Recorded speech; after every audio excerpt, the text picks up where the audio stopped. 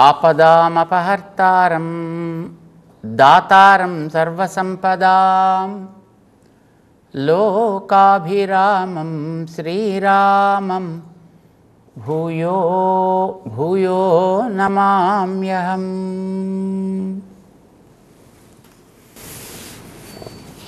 జై శ్రీమన్నారాయణ. ప్రియ భగవద్బంధువులారా, భగవద్గీతలో 5వ అధ్యాయాన్ని మనం స్మరణ చేస్తున్నాం. ఇందులో భగవంతుడు సాంఖ్య యోగౌ పృథక్ బాలాః ప్రవదంతి న పండితాః అని చెప్పాడు. అంటే సాంఖ్యము వెనకాతలు నడిపే జ్ఞానము, యోగము శరీరంతో చేసే పని, ఇవి రెండు వేరు కాకూడదు. ఇవి రెండు ఒకదానితో ఒకటి కలిసి సాగాలి. ఇది బుద్ధిమంతులు చెప్పే మాట. ఇవి రెండు వేరు అనుకోవడం బుద్ధి వికసించని వాళ్ళు చేసే ఆలోచన, బాలురు చేసే ఆలోచన అంటూ ఆరంభం చేశాడు. దాన్ని వివరించడం ప్రారంభం చేశాడు. అది ఎలా, జ్ఞానం ఏం చేస్తుంది, చేసేటువంటి పనులు ఏమేమిటి, వీటిని క్రమంగా వివరిస్తూ అది ఎలా చేయాలి అని చెప్తూ వస్తున్నాడు. సాధారణంగా ఇప్పుడు ఏదైనా మనం పని చేస్తున్నామంటే శరీరంతో పని చేస్తాం, వెనక అతను ప్రాణం ఉంటే పని చేస్తాం, మనసు సవ్యంగా నడిపిస్తే పని చేస్తాం, బుద్ధి దానికి ఇది చెయ్యొచ్చు ఇది చేయకూడదు అని ఏదైనా ఒక మార్గదర్శనం చేస్తే పని చేస్తాం. అసలు ఇంతటికీ వెనకాతల జ్ఞానం అనేది ఒకటి సప్లై ఉంటే అప్పుడు మనం పని చేస్తాం. ఆ జ్ఞానాన్ని సప్లై చేసేది మనమే. మనమేంటే జీవుడు. ఈ జీవుడు అనేవాడు సప్లై చేస్తుంటాడు. ఈ జీవుడు సప్లై చేసి బుద్ధితో ఒకటి నిర్ణయం చేసి మనస్సుకి ఒక నిశ్చయాన్ని కలిగిస్తే అది ఇంద్రియాలని ప్రేరేపించి శరీరంతో పనిచేస్తుంది. అప్పుడు మనకి బాహ్యంగా జరిగేటటువంటి ఒక ప్రవృత్తి సాగుతుంది అన్నమాట. కానీ ఇంత జరుగుతున్నా చేసేదైతే శరీరం, చేయించేది వెనకాతలు ఉండేటటువంటి జీవుడు. చేసేది శరీరం అయినా నేను చేస్తున్నాను అని అనుకుంటాడు. ఇంకొంచెం మనం ఆలోచిస్తే నిజానికి మనం కూడా కాదు ఈ శరీరం దాకా జ్ఞానాన్ని పంపించి పని చేయించేది. మరి ఎవరు పని చేయిస్తున్నారు? 5వ అధ్యాయం దాన్ని చెప్పడం కోసమే బయలుదేరింది. ఎవడు చేస్తున్నాడో వాడి మీద బాధ్యత పెట్టాలి, ఎవడు చేయిస్తున్నాడో వాడి మీద బాధ్యత పెట్టాలి. చేయించేది ఎవరు అంటే లోపల ఉండి జీవుడు చేయిస్తున్నాడా, లేకపోతే మనసు చేయిస్తోందా, బుద్ధి చేయిస్తోందా, ఇంద్రియాలు చేయిస్తున్నాయా, ఈ శరీరం పని చేస్తోంది అంటే ఎవరి వల్ల? నిజానికి ఇవేవీ కాదు. ఆ జీవుడికి కూడా వెనకాతల మరొకడుండి వాడు పనిచేస్తున్నాడు. వాడి పేరు భగవంతుడు అన్నారు, దైవము అని అంటారు, పరమాత్మ అని అంటారు, రకరకాల పేర్లతో పిలుస్తారు. ఆయన బ్రహ్మ అని కూడా అంటారు. గతంలో 3, 4, 2 అధ్యాయాల్లో వీటి గురించి ఆయన వర్ణిస్తూ నేను అని ఎదుర్కొండా ఉండేటువంటి తనని చూపించాడు. నేను నీకు వెనకాతలుండి నడిపించేవాణా, కనుక నువ్వు నా యందు భారాన్ని పెట్టు అని గతంలో చెప్తున్నాడు.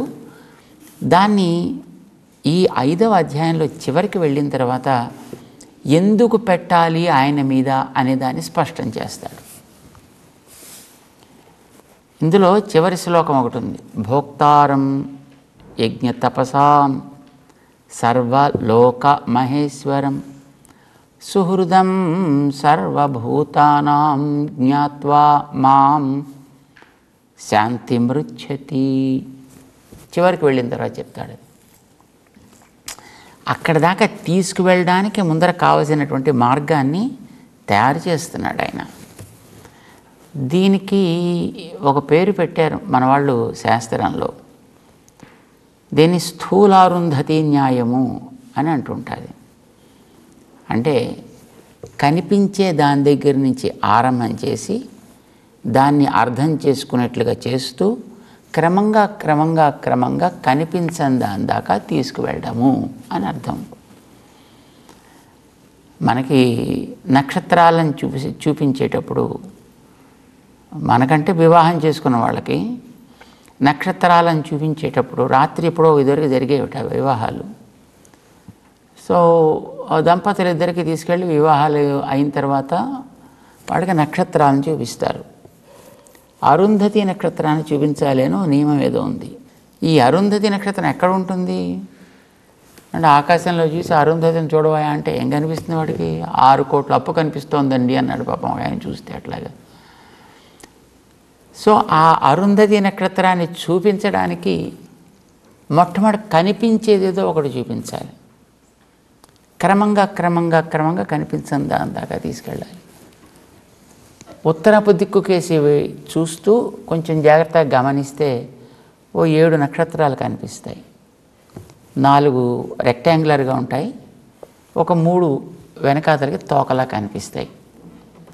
ఇది చూపిస్తారు మొట్టమొదట. అది చూసావా, మంచం కోళ్ళలా 4, గాలిపటం తోకలాగా వెనకాతలు ఒక 3 అని చూపిస్తారు.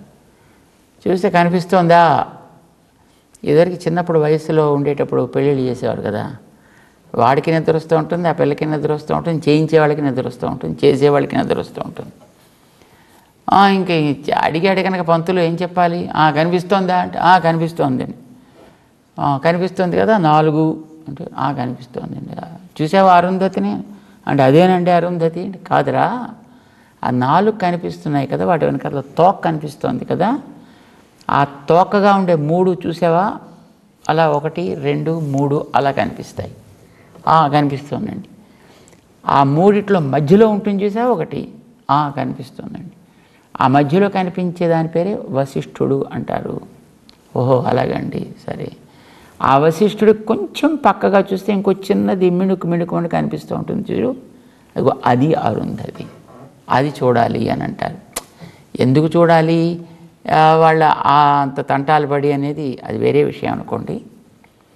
ఆ చిన్న నక్షత్రాన్ని చూపించడానికి మొదట కనిపించే ఆ 4 చూపించి, అంతకంటే కొంచెం తక్కువగా ఉండే తోకని చూపించి, అంతకంటే చిన్నగా ఉండే మధ్య చూపించి, దాని పక్క నుండి చిన్న దాని దగ్గర తీసుకువెడతారు. ఇది కనిపించే దాని దగ్గర నుంచి కనిపించని దాని వైపు ప్రయాణము. Journey from seen to unseen. ఇది సాధారణంగా మన వాళ్ళు అవలంబించే ఒక విధానం. ఇది శాస్త్రాల్లో ఉంది, ఇప్పుడు కూడా ఉంది. వేదాల్లో తైత్తిరీయము అని ఒక శాఖ ఒకటి ఉంది. దాంట్లో బ్రహ్మం తెలుసుకోవాలి అని కుర్రాడికి సందేహం కలిగింది, జిజ్ఞాస ఏర్పడింది. అంటే బాగుంది నాన్న, బ్రహ్మ అంటే ఏంటయా అని అడిగాడు ఆయన. బ్రహ్మ అంటే ఏం చెప్పాలి వాడికి? చిన్నపిల్లాడు అడిగిన ప్రశ్న చూస్తే చాలా పెద్దది. అప్పుడు ఆయన చెప్పడం కోసమని ప్రారంభం చేసి, ఏది అన్నిటి పుట్టుకకి కారణమో, ఏది అన్నింటి గిట్టుటకి కారణమో, ఏది అన్నింటి ఉనికికి కారణమో అది బ్రహ్మ అన్నాడు ఆయన. ఏముంటుంది అలాంటిది అని అడిగాడు ఆయన. ఆలోచించు అంటే ఒకటే అన్నింటినీ పుట్టించాలి, ఒకటే అన్నింటినీ అబ్జార్బ్ చేసుకోవాలి, ఒకటే అన్నింటినీ ప్రొటెక్ట్ చేస్తూ ఉండాలి. మరి అలాంటిది ఏది ఉంటుందో చూసి దాని గురించి నువ్వు పరిశీలన చేయవాయ్ అన్నాడు పిల్లాడిని వాళ్ళ తండ్రి. వాళ్ళ తండ్రి పేరు వరుణుడు అని పేరు అతను, వాళ్ళ కొడుకు పేరు భృగు అని పేరు అన్నమాట. సరే, ఇతను పరిశీలన చేద్దాం, బహుశా కొంతకాలం పరిశీలన చేసి ఉంటాడు. ఎంతకాలం పరిశీలన చేసి ఉంటాడు అని మనకు తెలియదు. కానీ మళ్ళీ తిరిగి రావడం తండ్రి దగ్గరికి మనకి తెలుస్తుంది ఆ ఉపనిషత్తులో. నాన్న నాకు తెలిసిందయ్యా అన్నీ దేనించి పుడుతున్నాయో అని. దేనించి పుడుతున్నాయో? తిండి వల్ల పుడుతున్నాయి నాన్న అన్నాడు. భేష్, బాగా కనిపెట్టావు. అంటే మరి తిండి అంటే మనం తినేటటువంటి అన్నం, బియ్యం, పప్పులు, ఉప్పులు, కూరలు, ఆకులు, రకరకాలైనటువంటివి ఇవి. ఓకే, ఇవన్నీ ఎక్కడి నుంచి వస్తున్నాయి? ఇవన్నీ మట్టిలోంచి వస్తున్నాయి కనుక మట్టి అన్నాన్ని ఇస్తుంది కనుక మట్టికి కూడా అన్నం అని పేరు పెడదాం. సరే, బాగానే ఉంది, మరేం పర్వాలేదు. అయితే ఇప్పుడు ఇవన్నీ ఎక్కడి నుంచి వస్తున్నాయి అంటావు? అది తింటేనే పుట్టుక సాగుతోంది కనుక ఆ పుట్టుకకి కారణమైనటువంటిది మట్టి. గుడ్. మరి నాన్న ఇవన్నీ పోయిన తర్వాత కూడా మళ్ళీ ఆ మట్టిలోనే కలుస్తున్నాయా? అంచేత అన్నిటినీ తిరిగి తనలో చేర్చుకునేది కూడా మట్టే. ఓ భేష్, బాగా ఆలోచించావాయ్. మరి అంతేకాదు నాన్న, అన్నింటి యొక్క ఉనికిని నిలబెట్టేది కూడా మట్టే. ఇక్కడ మన నీళ్ళలో దిగినా అప్పుడప్పుడు మళ్ళీ మట్టి మీదకే రావాల్సి వస్తుంది. నేలలోంచి పైకి ఆకాశంలోకి ఎగిరినా మళ్ళీ మట్టి మీదకి రావాల్సి వస్తుంది. తిరిగినా మట్టి మీదే, పడుకున్నా మట్టి మీదే. ఏదైనా ఉండడం అనేది జరుగుతోందంటే మట్టితోటే జరుగుతోంది కనుక మనకి ఉండడానికి కారణం కూడా మట్టే. ఎవరికి? అన్ని ప్రాణులకి కూడా. ఈ అన్ని ప్రాణులకి పేరేంటి? భూతాలు. మనం గతంలో చాలాసార్లు అనుకున్నాం, భూతం అంటే ఉనికి కలిగిన ఒక పదార్థము. లేదు, అది ఉండి క్రమంగా మారుతూ ఉంటే దాని పేరు భూతము అని అంటాము. నేను ఓ భూతమే, నువ్వు ఓ భూతమే, మన చుట్టూ ఉండే వాళ్ళందరూ కూడా భూతాలే, కనిపించేటువంటి ప్రతి ప్రాణి కూడా భూతమే. ఇవన్నీ కూడా ఉన్నాయి కదా. All these are existing. దేన్ని మనం చూసి దిస్ ఈజ్ అన్ ఎగ్జిస్టెంట్ అంటామో దానికల్లా భూతము అని పేరు. ఓకే, బాగుంది. నాన్నగారు మొట్టమొదటి ఒక లక్షణం చెప్పాడు పిల్లాడికి. యతోవా ఇమాని భూతాని జాయంతే, దేని నుంచి ఇవన్నీ పుడుతున్నాయో, ఏన జాతాని జీవంతి, దేని చేత ఇవన్నీ కూడా పుట్టినవన్నీ కూడా ఉంటున్నాయో, పుట్టాలి, అదొకటే లక్షణం. యత్ప్రయంతి,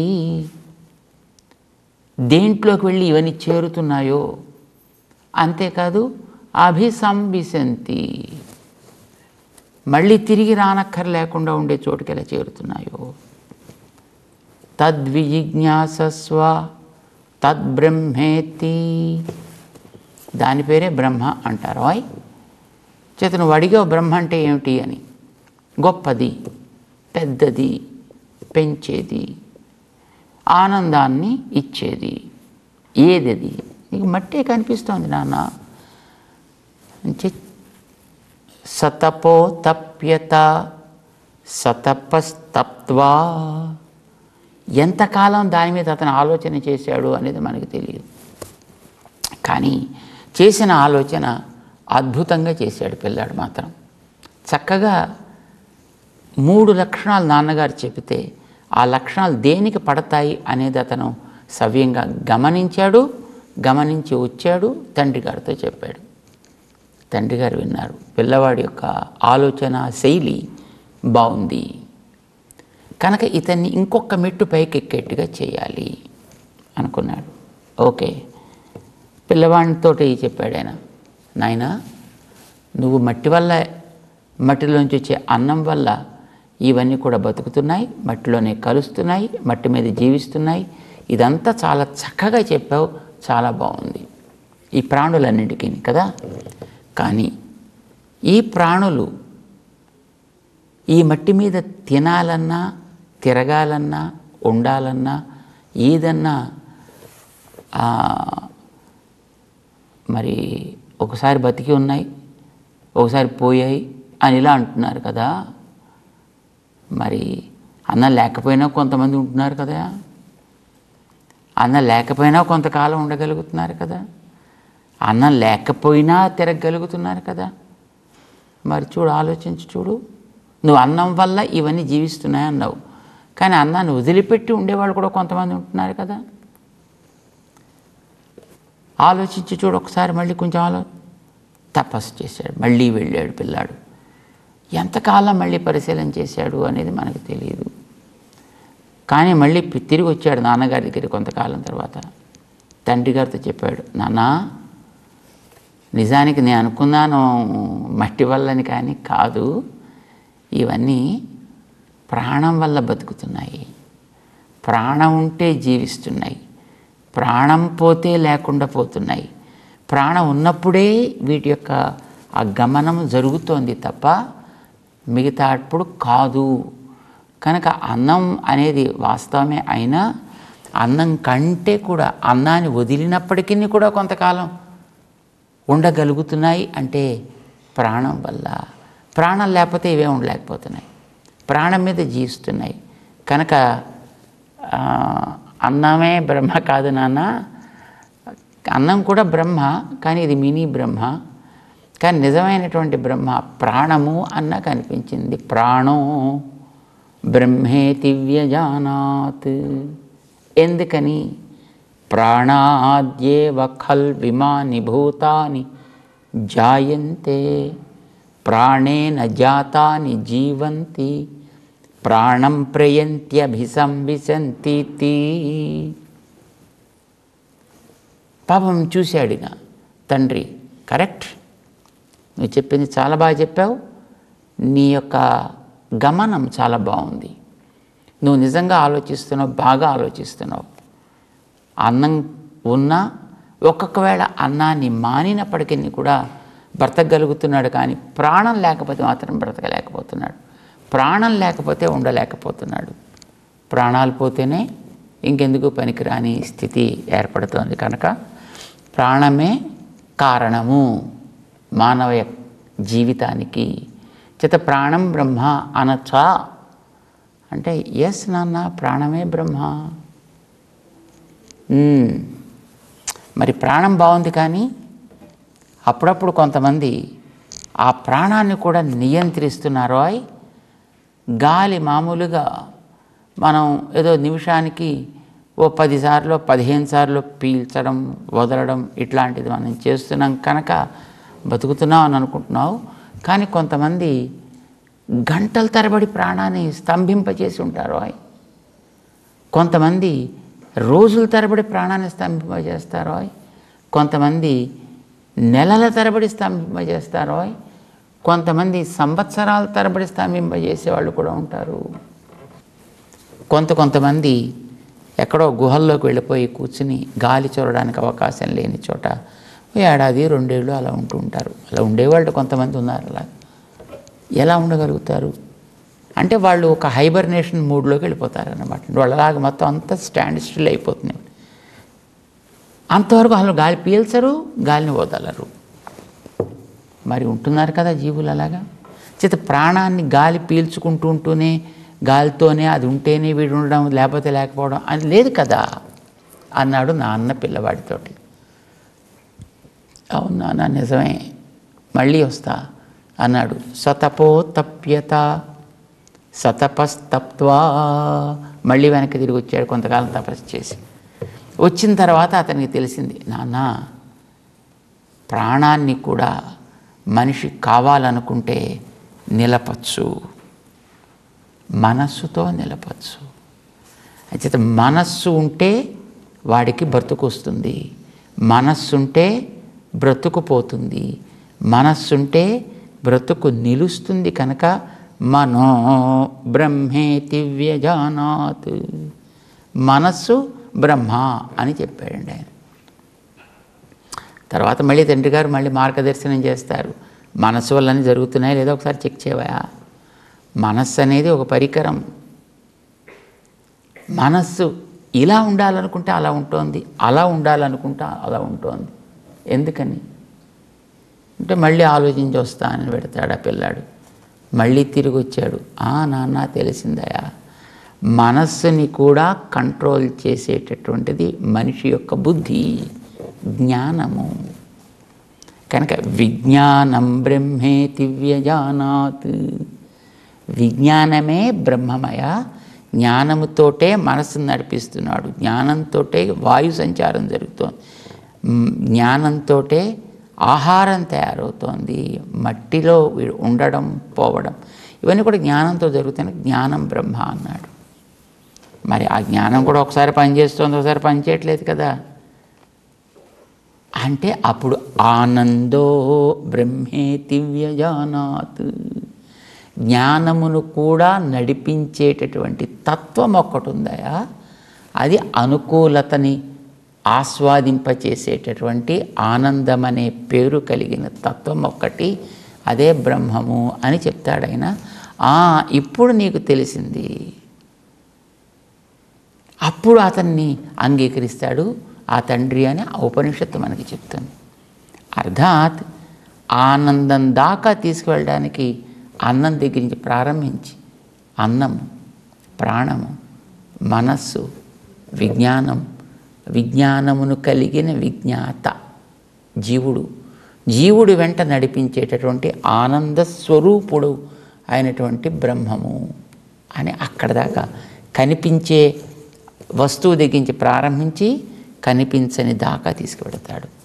మన జీవితాలకు కూడా అంతే. మనం ఎన్నో పనులు చేస్తూ ఎంతో అలసిపోతూ ఇదంతా నా వల్లే జరుగుతోంది, ఇదంతా నా వల్ల నేను నడుస్తోంది, ఇదంతా మొత్తం నేను చేసేదే, ఇదంతా నాకే అని మనం ఒళ్ళు విరుచుకుంటూ ఉంటాం, కాళ్ళ ఎగరేస్తూ ఉంటాం, పలుకులు మాట్లాడుతూ ఉంటామే. నిజానికి ఇవన్నీ మనమా చేసేది అని ఆలోచిస్తే కొంచెం కృష్ణుడు చెప్తున్నాడు, నాయనా ఈ వెనకాతల వీటన్నిటినీ చేసేది ఎవడో తెలుసుకుని వాడి యందు నువ్వు భారాన్ని పెట్టగలిగినట్లయితే, వాడి యందు నువ్వు వీటిని నిలబెట్టగలిగినట్లయితే అది నీకు క్షేమకరమా? వాడు ఇచ్చినది ఈ వ్యవస్థ అంతా కూడా కనుక ఈ వ్యవస్థను నువ్వు చేయిస్తూ ఇది వాడిది అని గుర్తిస్తే జ్ఞానము, చేస్తే కర్మము. కనుక జ్ఞానము కర్మము రెండు కలిసి సాగాలోయ్. ఉత్త జ్ఞానాన్ని విడదీస్తే, ఉత్త కర్మని విడదీస్తే అన్నాన్ని అన్నం, పచ్చడిని పచ్చడి తిన్నట్టు కాకూడదు, రెండు కలిపి సాగాలి. కనుక ఏది గొప్పది అనే ప్రశ్న సరికాదోయ్. ఇవి రెండూ కూడా మనకి కలిసి సాగవలసినవి. ముందుకు నడిపిస్తాడు కృష్ణుడు 5వ అధ్యాయంలో. దాన్ని తెలుసుకుందాం. జై శ్రీమన్నారాయణ.